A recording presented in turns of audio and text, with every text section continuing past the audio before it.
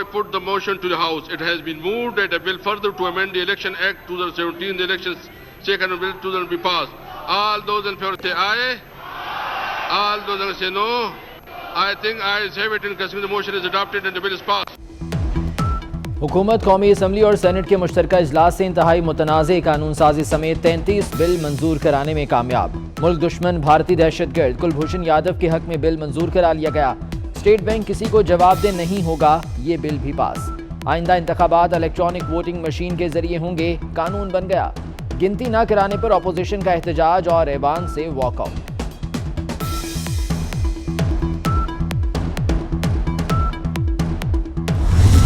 Vote count को distort किया गया और हमने बार बार स्पीकर साहब से दरख्वास्त की कि मेहरबानी करके आप डिवीज़न करवाएं।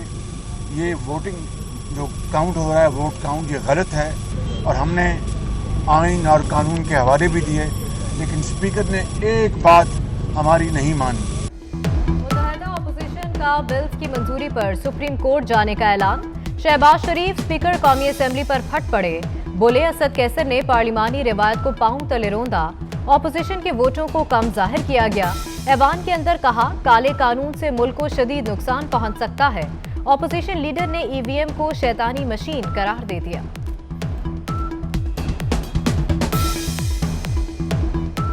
ईवीएम क्या चीज है जनाब स्पीकर?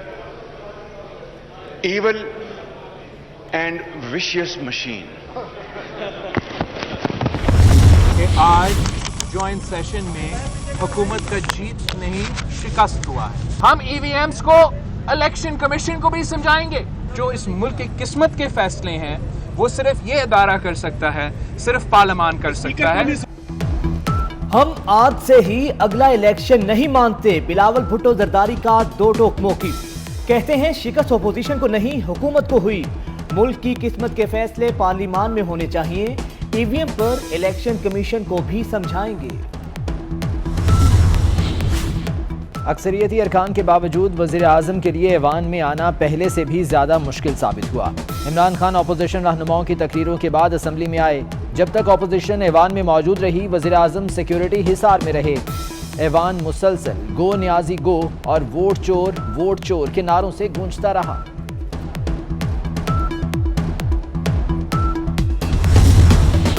पार्लियामेंट के मुश्तरका इजलास में मारामारी। ऑपोजिशन ने बिल की कॉपियां फाड़कर स्पीकर पर फेंक दी।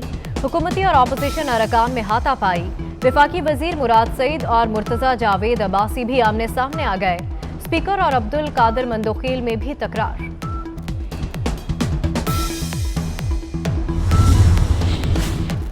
ओपोजिशन कानून साजी तो ना रुकवा सकी, लेकिन वज़ीर आज़म का खिताब रुकवा दिया।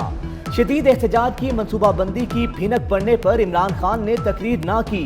इमरान खान के ऐवान से जाने तक ओपोजिशन अरकान पार्लियामेंट की इमारत में बैठे रहे। जितना ये जोर लगा रहे हैं, इस बीच को लगा रहे हैं, उसका फल कोई और खाएगा, ये नहीं खाएगा।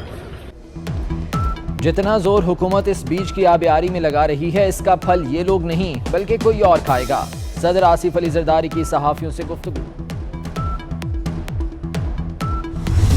आज जो शिकस्त हुई है अपोजिशन को इन अहम मामलात के ऊपर, ये उनको एक तवील अरसा उनको याद रहेगी कि शायद हम चेयरमैन सेनेट के खिलाफ तरीके अदम एतमाद लेके आएंगे। आज उनकी भी आंखें खुल गई होंगी। ऑपोजिशन को आज की शिकस्त याद रहेगी। चेयरमैन सेनेट के खिलाफ अदम एतमाद की बातें करने वालों की आंखें खुल गईं। फवाद चौधरी का ऑपोजिशन पर वार, बोले आइंदा इंतखाबात इलेक्ट्रॉनिक वोटिंग मशीन पर होंगे। शेख रशीद ने कहा तहरीक इंसाफ अब मजबूत तरीन पार्टी बनकर उभरेगी। हुकूमत महंगाई पर भी काबू पा लेगी।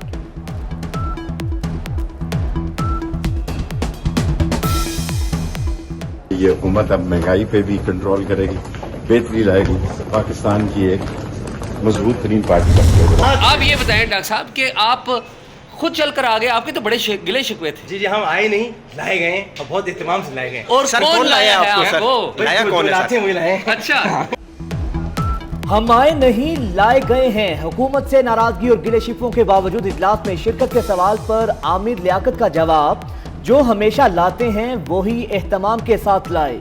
पीटीआई रहनुमा का जवाब हम लाए गए हैं ट्विटर पर ट्रेंड बन गया।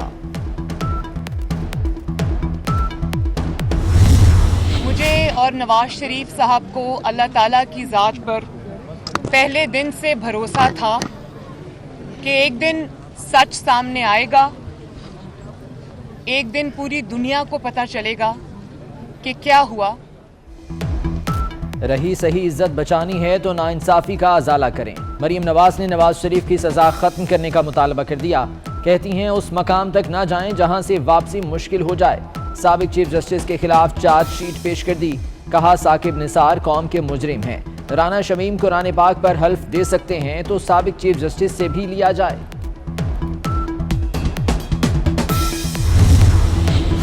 इंतखाबी इस्लाहात कवानीन को जूते की नोक पर रखते हैं। मौलाना फजलुर रहमान का भी पारा हाई। कहा आइन की खिलाफ वर्जी नहीं करना चाहते। इमरान खान की खैर इसी में है कि वो इक़्तिदार छोड़ दें। बड़ी मजबूती के साथ मैदान में निकले हैं। ये जंग और जद्दोजहद जारी रहेगी। ये इनके आखिरी दिन है, बहुत साफ नजर आ रहा है। और अगेन मैंने कहा ना, ये जो हवाएं इस्लामाबाद में चल रही हैं, इनका अफेक्ट कराची में भी समझ आ रही है। इस वजह से ये बुखला गए। मैंने ये सुना है कि फ़ोन कॉल्स जारी हैं, आ रही हैं, कहे मुझे बचाओ, नहीं बचाते तो मैं तो डूबूंगा, कि हम तो डूबेंगे सनम, तुमको भी ले डूबेंगे।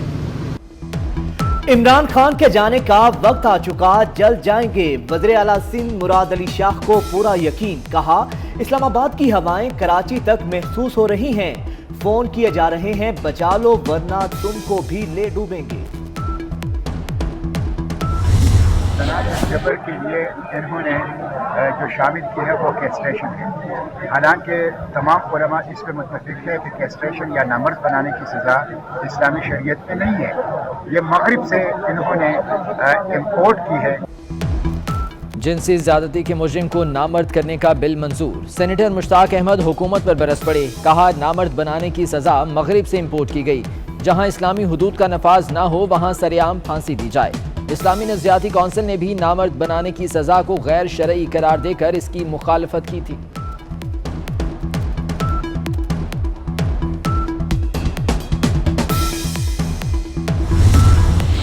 कानूनी माहिरीन ने मुश्तरका इजलास की कानून साजी को सूबाई खुद मुख्तारी पर हमला करार दे दिया। सलमान अकरम राजा बोले पार्लियामेंट का मुश्तरका इजलास बुलाकर सूबों को ठेस पहुंचाई गई। एहसन भून ने कहा ऐसी तरमीम नहीं करनी चाहिए जो सिर्फ अपने आप को राजी करने के लिए हो।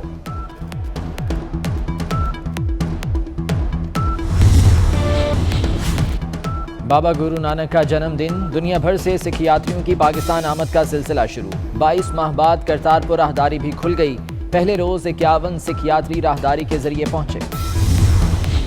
नई दिल्ली दुनिया का आलूदा तरीन शहर करार। AQI लेवल 238 हो गया। हुकूमत का गैर मुइना मुद्दत के लिए स्कूल बंद करने का ऐलान। लाहौर दुनिया का दूसरा आलूदा तरीन शहर। AQI लेवल 207 रिकॉर्ड किया गया। गले और सांस की बीमारियों में इजाफा।